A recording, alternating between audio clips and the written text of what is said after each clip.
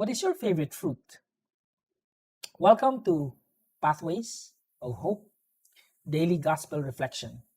My name is Alden Salvania, and I'm so blessed to share more Easter reflections on today's Gospel of John 15 9 to 17. In this passage, Jesus presents the source of his love for us, not cooked up from thin air like some teeny puppy fleeting infatuation, but the love that is life generating, universe sustaining power flowing from the eternal communion of the Father, Son, and the Spirit. Every single thing that exists owes its being to the love of God, who is all knowing and powerful. And when people get disappointed, give in to despair, lose hope, or get mad and enraged, become violent, hurt themselves and others, it is invariably because somewhere along the way, they went through dark experiences that seem to contradict, overshadow, or cancel out God's life-giving love. Sadly, somewhere along the way, they received pain, abuse, abandonment, judgment, bullying, deception, power grabbing. The thing is, no one who lives long enough in this world is spared from any of these dark experiences. In reflecting on my own life, I realized that I too have suffered multiple failures in school and work, abandonment by people I valued, injury, sickness, hospitalization, financial losses, hardships, conflicts, violence, loss of loved ones, theft, threat to dignity, insults, rejection, discrimination, falling out of partnerships, among others. And as a meta coach, I have worked with hundreds of people who have suffered similar or worse experiences. And for every time you think that you have suffered more than your family or friends, there is someone out there who has suffered more than you. And that person may be closer to you than you think. That's why his message in this passage is so important, that you are loved by the source of all power and goodness in this world and beyond. And he sent a pint-sized version of his fullness in Jesus so we can dare embrace his greatness. He then immediately follows up the line with remain in my love.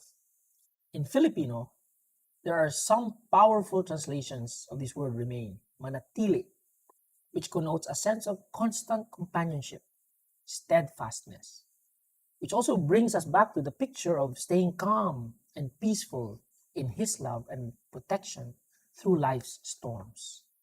To stay in his presence. I will be here, Lord, because I know that you are with me. But many do not remain for one reason or another. Why do they have to leave? To appreciate what it means to remain and why it is so difficult, our faith celebrates not only saints, but especially the martyrs. Sadly, though, through time, the word martyr has inspired ridicule and has been looked down on, like, don't be a martyr.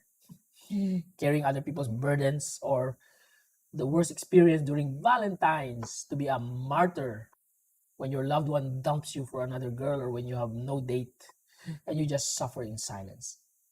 Many do not accept this kind of martyrdom and would want to get even with those who offended them or go crazy trying.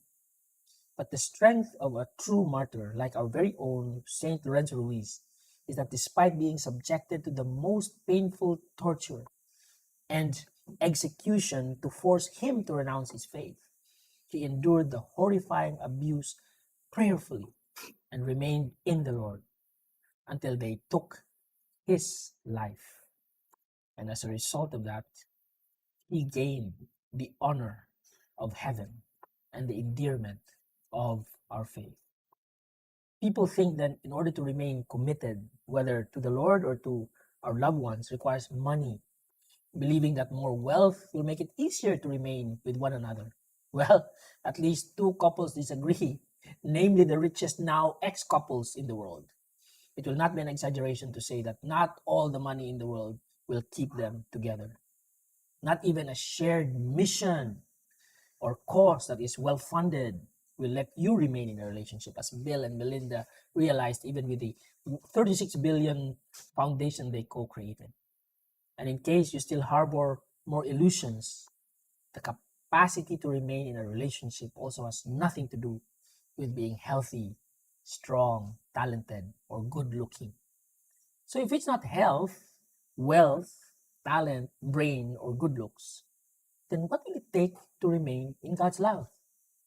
Actually, Jesus also gave the answer in this passage. He said, if you keep my commands, you will remain in my love. So what are his commands? Thankfully, he summarized all of his commands into two. Love the Lord your God with your whole heart, soul, mind, and strength, and love your neighbor as yourself. So it is a command of love, of which there is no greater commandment, which means nothing else matters more than these two commandments. But why obey his command to love? Isn't it too much trouble? Believe it or not, he answered that too. So that my joy may be in you and that your joy may be complete. My dear friends, do you want a joyful life? Something that is beyond temporary happy emotions that are based on outward circumstances, but something that is more lasting and based on an inner openness to God's grace. One online dictionary said that happiness is caused by earthly experiences and material objects, while joy, on the other hand, is caused by spiritual experiences, caring for others, and gratitude. So if you want true lasting joy in your life, then love the Lord, who is the strength of your mind, body, and soul. And with the love you receive from him, love your neighbor as you love yourself. And do not forget that there are three persons at least to love here: God, your neighbor, and yourself. And the way you love yourself is the basis for loving your neighbor. And loving yourself gets easier when you allow God to love you. But there's another reason. Alongside experiencing true joy, why is it crucial to obey God? And it is so that our lives will bear fruit that lasts. And speaking of fruits, another passage lists the fruit of the Bible. I'd like you to reflect on this list. Which two items on this list are your strong qualities? By strong qualities, I mean you are able to experience these fruits more consistently than the others. This also means that you have less problems experiencing them when you need to. So take a look at the list and check which would be your strong suits. Have you chosen? If not yet, then you can pause this video if you need more time to choose. Great. Note how practicing these two qualities that you chose well is blessing your life and relationships. Thank the Lord for giving you the grace to live them out. So that, as far as we're concerned now, are your strengths. Now let's flip it. On the other hand, which two from the list do you tend to have problems experiencing? List them down and describe how your lacking in this area is affecting some aspects of your life. For example, when you lack patience, how might it be impacting your relationships or your trust in the Lord? And when you list down these two, let's lift these up in prayer. And so now, pray with me. Father of love, thank you for calling me to a life of joy and fruitfulness. Reveal to me the fruits I need to grow in more so I can better serve the people you have sent me to love.